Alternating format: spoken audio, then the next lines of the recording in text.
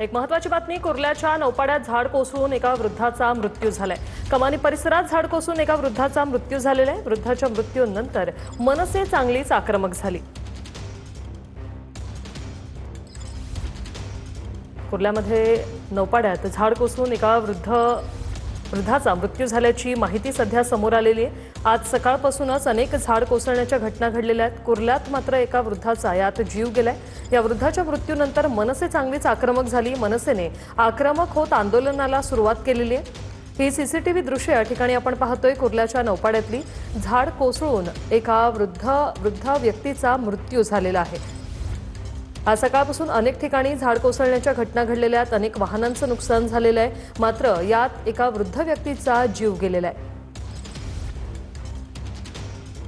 निवृत्ती बाबर आमचे प्रतिनिधी आपल्यासोबत फोन लाईनवरून जोडले गेलेले आहेत। निवृत्ती, नेमकं काय घडलं, काय सांगाल?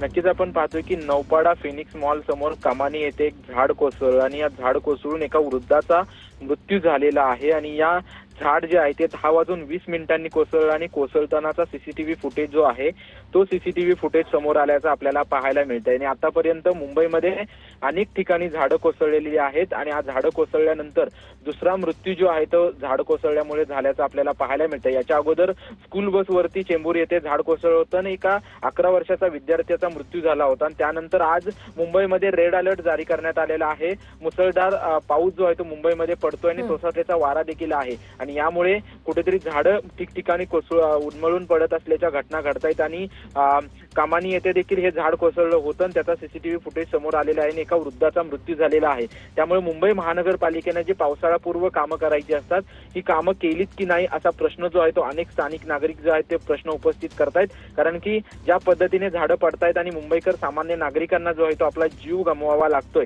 अशीच घटना जी आहे ते 10:30 वाजता त्या ठिकाणी घडली होती आणि त्या ठिकाणचा सीसीटीव्ही फुटेज जो आहे तो समोर आल्याचं आपल्याला पाहायला मिळतंय। जेव्हापासून पाऊस सुरू झालाय तेव्हापासून मुंबईमध्ये ठिकठिकाणी जरी पाणी भरत असलं तरी देखील झाड कोसळून पडण्याच्या घटना ज्या आहेत त्या मुंबईमध्ये मोठ्या प्रमाणात घडतायत।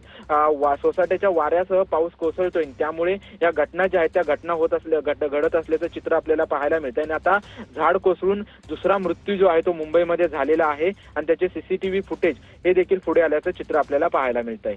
धन्यवाद निवृत्ती, तुम्ही दिलेल्या या सविस्तर माहितीसाठी।